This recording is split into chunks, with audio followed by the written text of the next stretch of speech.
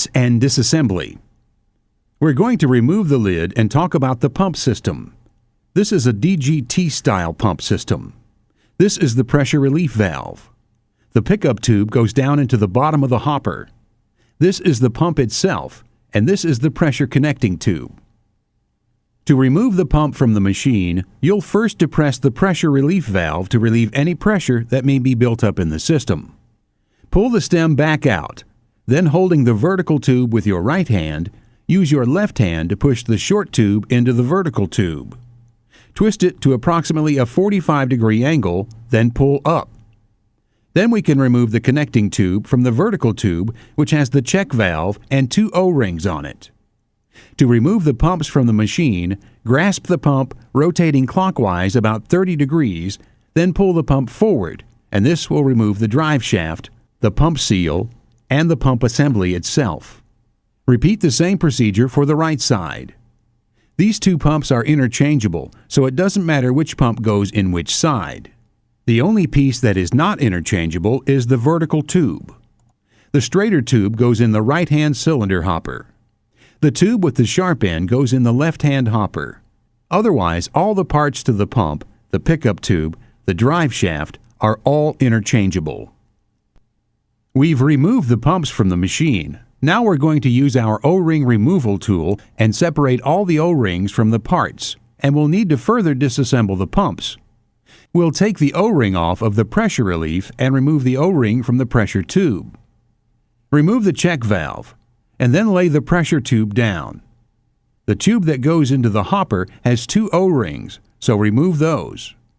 Repeat the same process on the other side. Remove all the O-rings. Now disassemble the pumps. Start by pushing in on the pickup tube. Rotate the tube counterclockwise until the slot lines up with the hook. Remove the pickup tube, the pressure spring, and the pressure valve from the pump.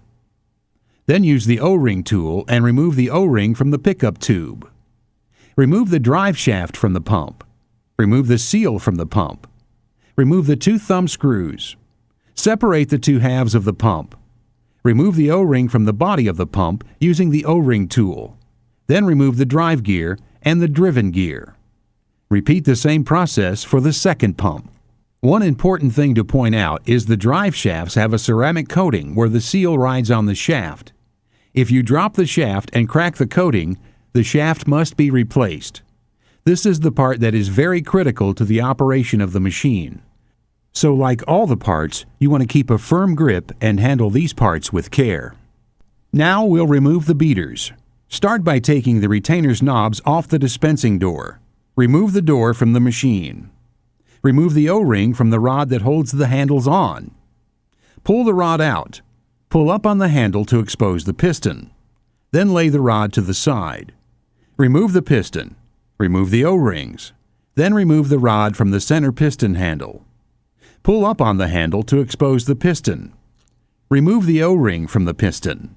Then completely remove the rod.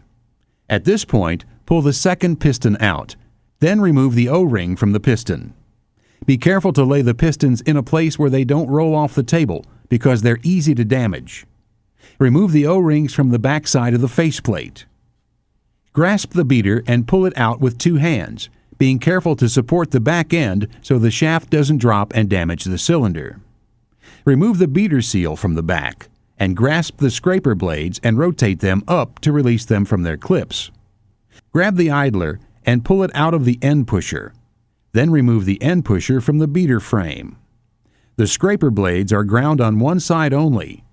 Notice if they have a bubble on both sides or the bumper has been flattened out, it means it is worn and needs to be replaced. These are to hold the scraper against the cylinder walls, and when they flatten out, they don't have the pressure that they should have. Now return and remove the second beater, repeating the same process. The machine is now disassembled except for removing the drip tray. Remove the shelf from the machine so you can clean behind the shelf that faces the machine. Be sure to clear out any spillage that might have happened during the operation of the machine. Wash the parts in warm water, then air dry them. Assembly. Put the support tray back on the machine. Then assemble the drip tray and lay it on the machine. Take the frames, put in the end pusher, line up the notch in the front, slide in the idler in the center, then seat the plastic in the opening in the back. Take the scraper blades and roll them in one at a time, supporting it with care. Put some lube on the back of the shaft, rubbing it around to distribute it. Then put on the beater seal. Put more lube on the back side of the beater seal, and that will complete the beater. Slide it back in and line it up with the opening in the back shaft. Make sure the idler is in the vertical position. Repeat the same process for the other frame. Now reassemble the door. Starting with the center piston, put on the H gasket O-ring. You can use the O-ring tool to put the O-ring on. Make sure everything is seated in its rightful place. Put on a little bit of lube and apply on the top exposed surface of the O-ring, without putting lube inside the channel where the O-ring rides. Line up the piston with the handle slot, facing upward, then slide it into the door. If it rotates around some, don't worry.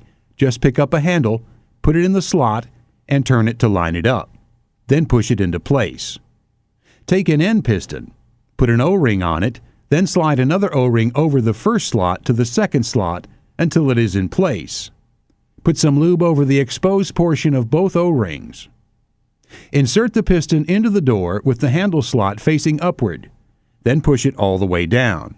Take another end piston and repeat the same process as the other end piston. Start putting the handles in. Start from the left side and make sure the handle is facing away from you. Otherwise, you won't be able to dispense anything. Once you've done that, advance to the second handle, inserting the rod through it. Put in the third handle, inserting the rod through it as well. Put the small O-ring on the end of the rod to keep it from sliding out during use.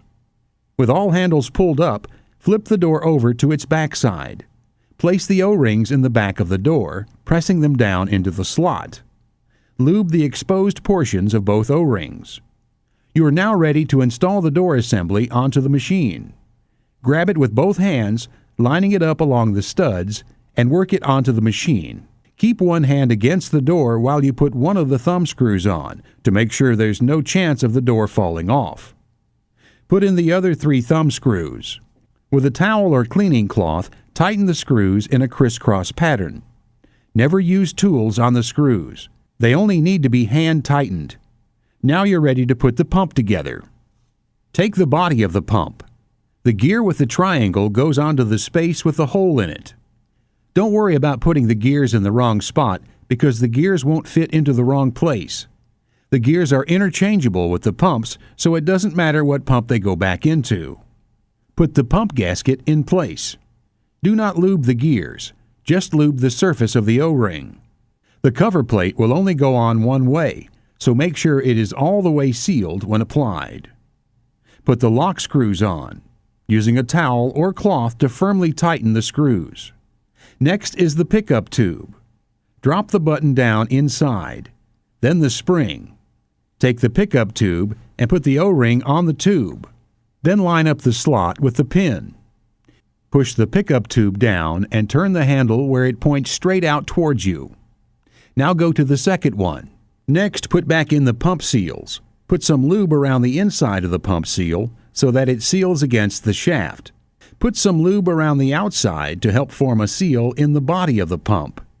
Take the second pump and do the same process. Take the shafts and insert them into the machine and twist them until they go into the pump drive in the back. Take the 2 pickup tubes, which get 2 O-rings each, and apply them to each pickup tube.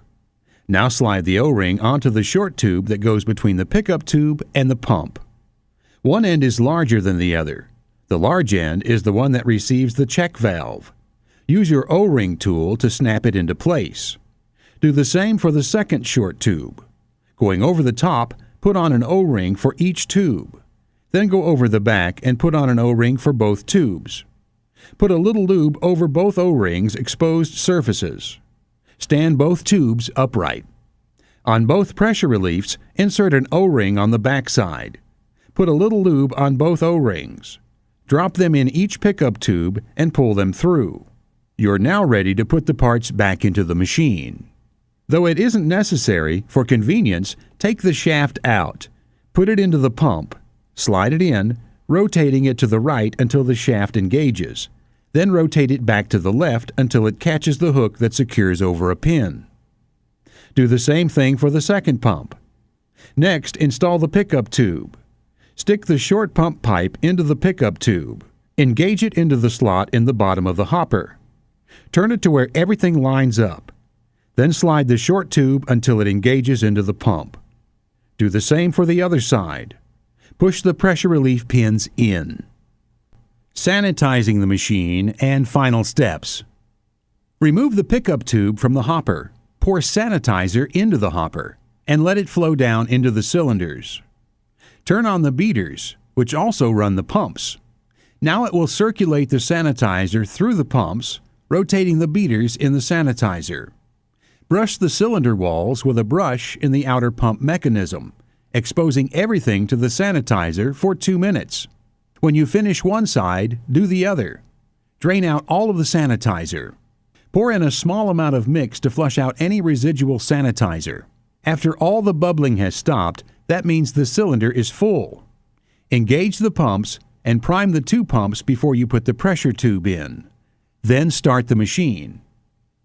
Now you've primed the pumps and put the machine in automatic. It will begin pressurizing the cylinders. The compressors will turn on, and it will show the HOT value.